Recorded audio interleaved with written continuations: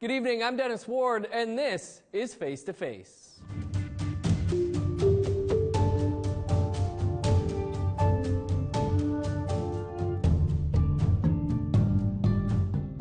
Our guest this week needs little introduction. David Chartrand has been on the political scene for 3 decades, including as president of the Manitoba Metis Federation since 1997. Chartrand is currently the national spokesperson for the Metis National Council, an organization facing its own upheaval. President Chartrand, welcome to the show. We've just celebrated Louis Riel Day here in Manitoba, and the MMF, of course, held celebrations across the province. It's also an important year here for Manitoba. It's 150th birthday, but you say the MMF will be going its own way when it comes to celebrations. Well, I guess the better way to classify that is the Premier decided the Métis will not be part of their celebration. So it's clearly set out by the decision of the Premier when he created the 150 committee that the MMF didn't even have the courtesy of getting a phone call. So clearly, Premier has kept his position very strong that he will not recognize the MMF or recognize us as a government. He recognizes us and calls us a special interest group. So yeah, it's part of politics, and we've been around a long time. We've been through different premiers with different attitudes, and we will continue. And we're celebrating 150 strongly on our own. And today you see billboards everywhere, at the airports, at the buses, and both in French, Chef, and in English. So we're going to celebrate cultural events. We're actually having a Louis Riel play. It'll be sent out across the province. We're going to celebrate in St. Madeleine, and the list goes on and on and on. So if the Premier thinks he's going to basically disregard us, that we'll be disregarded by Manitoba, he's way off. He doesn't have the proper pulse of the province, if you ask me. As you mentioned, the MMF does have billboards up. There's advertising at the airport, on buses, Louis Riel and other leaders front and center. But as has been pointed out, the Manitoba 150 advertising and the website has little to no mention or any photos of Louis Riel. What do you make of that? Well, you know what, in Indigenous politics, there's always been a attempt by political entities such as provinces or federal governments at times to try to outshine or outmaneuver the public and ourselves. They'll include somebody that's Indigenous and saying, well, we got the Indigenous voice. But they don't have the actual Indigenous government voice who represents the people. So they can then end up sending a different message on who we are and what we are and what's important to us. Like even right now, 150, right? They put a co-chair that actually is a Métis citizen. And but that person doesn't report back to the Métis people, doesn't get advice from the Métis government or the Métis citizens as a whole.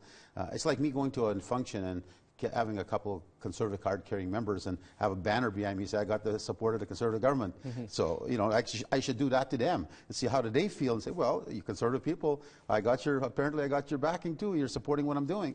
So they wouldn't like it. They'd say that's not the process. You'd have to get a government ratification, legislation, all these things, right? So Indigenous people have faced this many times where they try to use our people against us in different ways.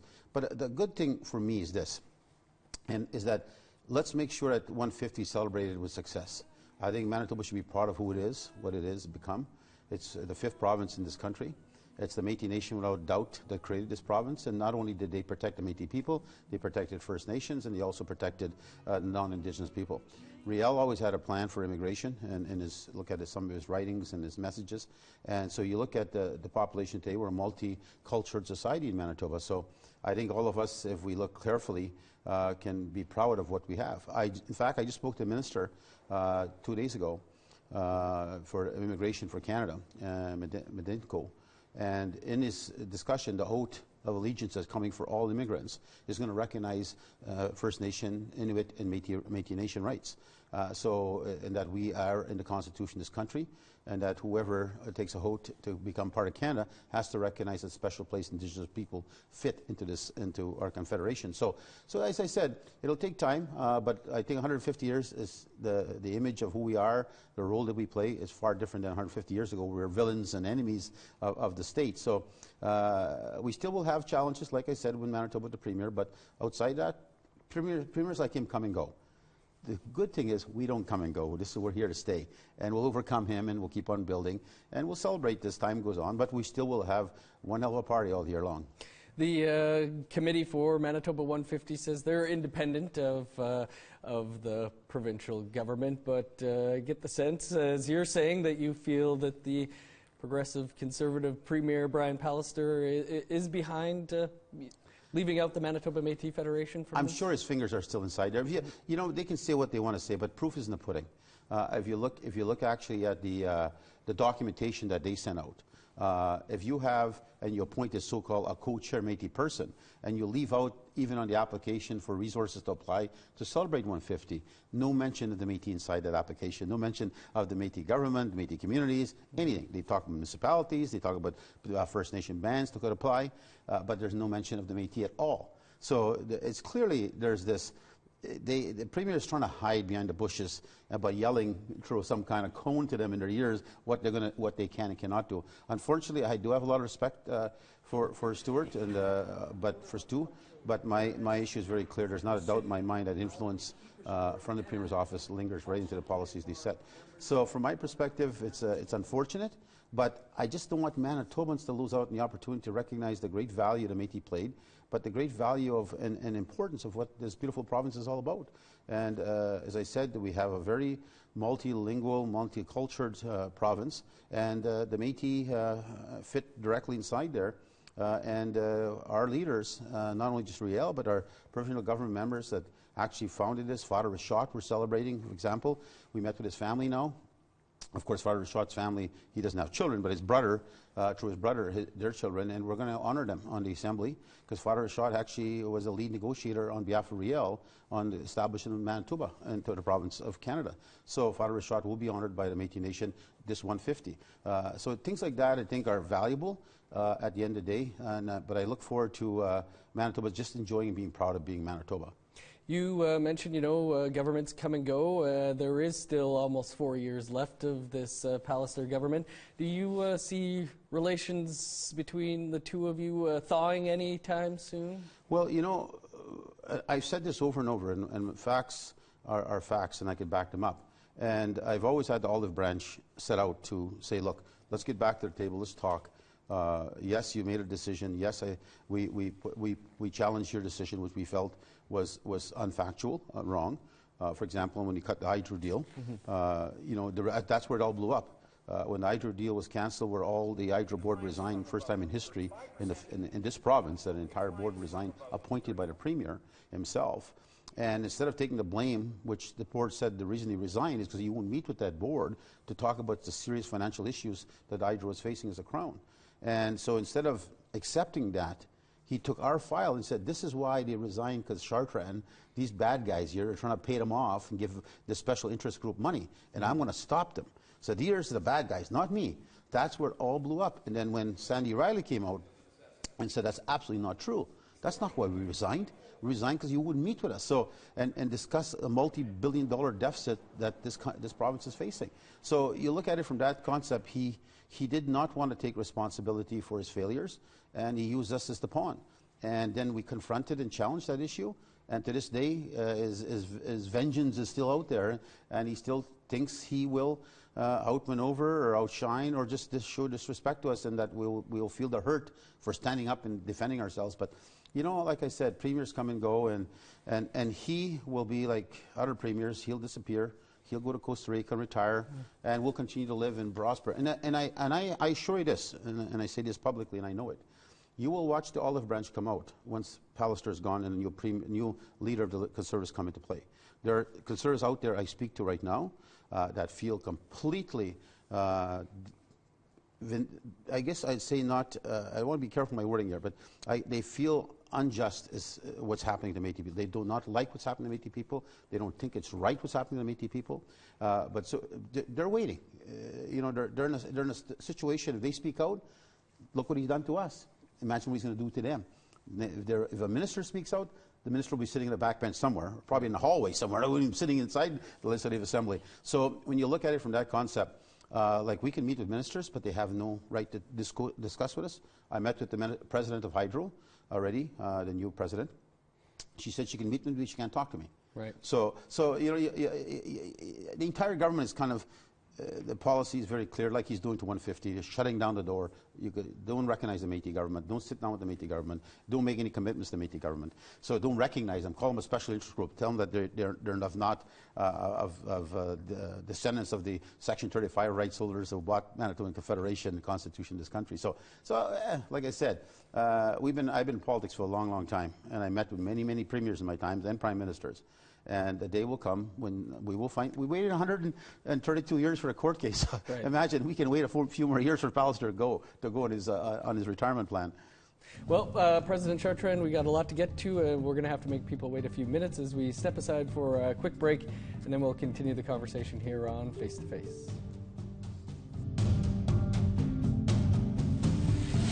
Welcome back to Face to Face. Our guest this week is the longtime president of the Manitoba Metis Federation, David Chartrand. And President Chartrand, as national spokesperson for the Metis National Council, you recently put out a statement applauding the Court of Appeals decision, the approval for Trans Mountain Pipeline expansion, something that you know, has garnered you a bit of heat, I'm sure, as you've seen. Why is this? What does this project mean for the Métis?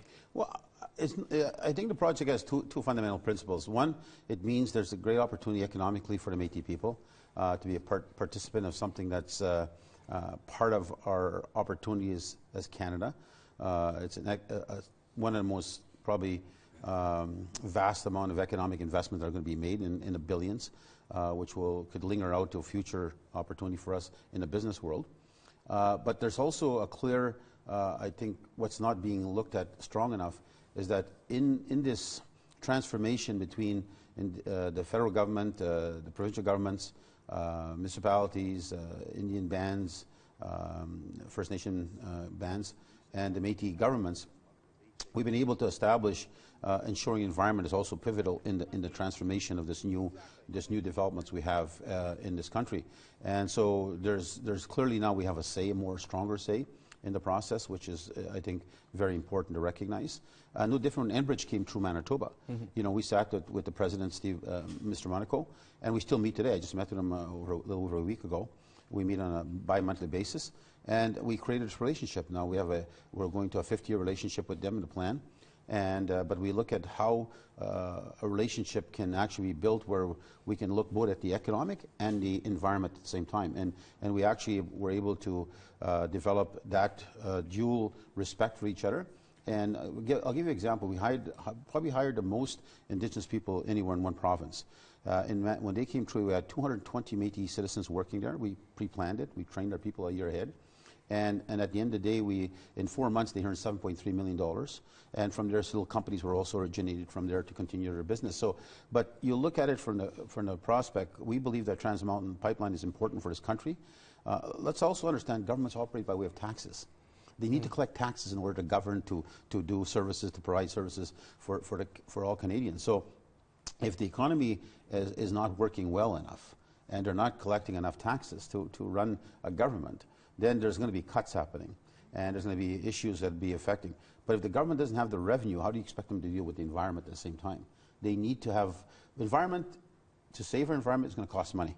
It's not going to come by we just quit all economics altogether and the environment will take care of itself. No, it's not. It's going to take a very strong shift, both economically and at the same time investing in redeveloping our strengths in the economy, whether it's planting 1 billion trees or 1 million trees, whatever we're going to do in this country.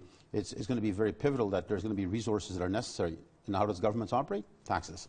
You mentioned, you know, the MMF support for Line 3 as well, and the benefits that appear to have flowed from that. But what do you say to those, you know, who are opposed to these projects, these new pipelines, including Métis citizens who don't want to see these go well, through? you know, I think more education needs to happen, maybe.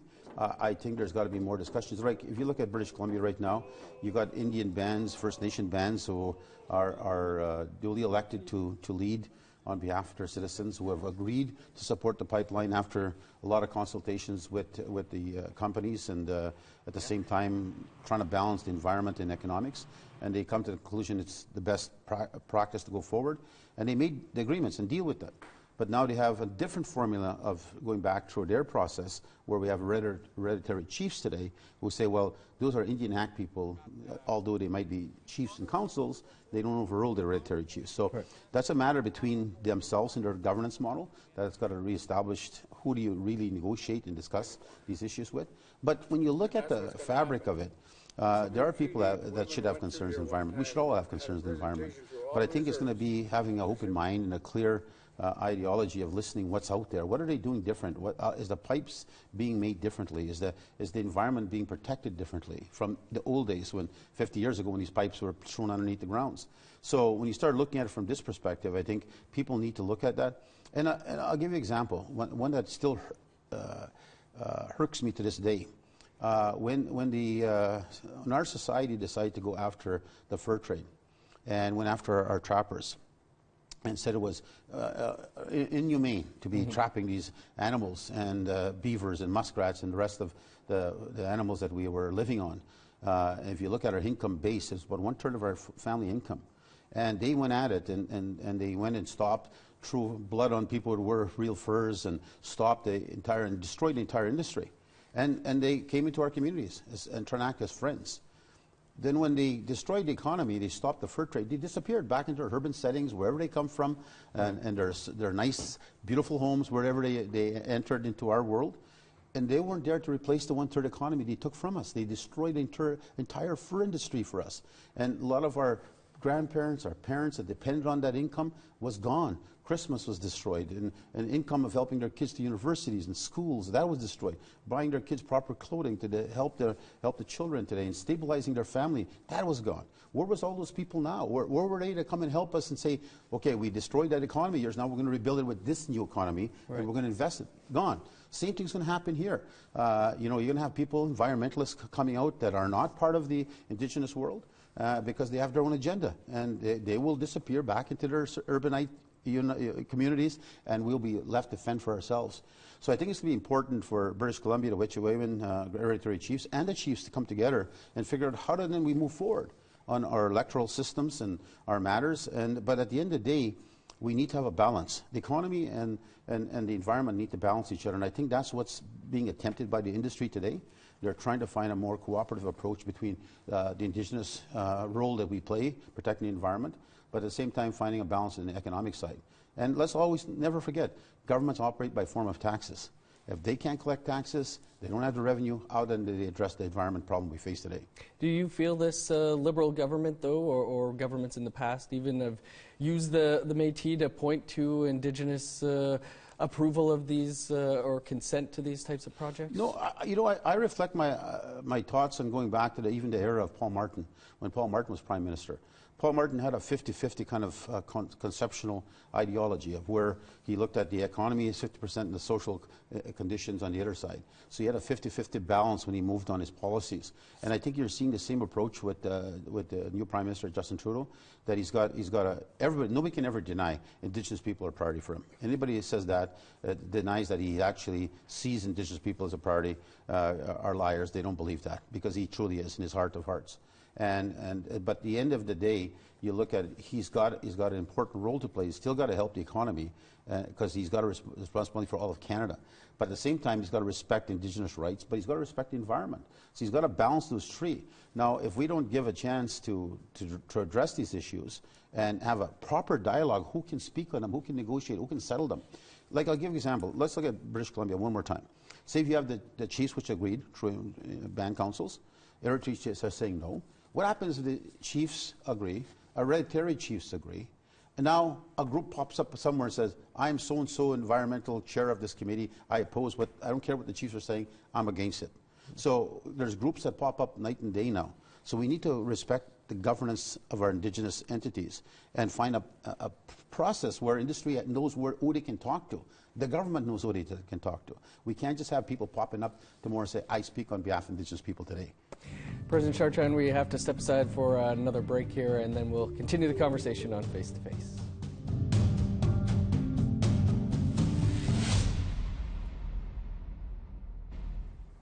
Welcome back to Face to Face. Our guest is Manitoba Metis Federation President David Chartrand. And President Chartrand, you were recently in Ottawa and wanted to take some guests to 100 Wellington. This is the former U.S. Embassy that has been handed over by the Trudeau Liberals to Indigenous peoples.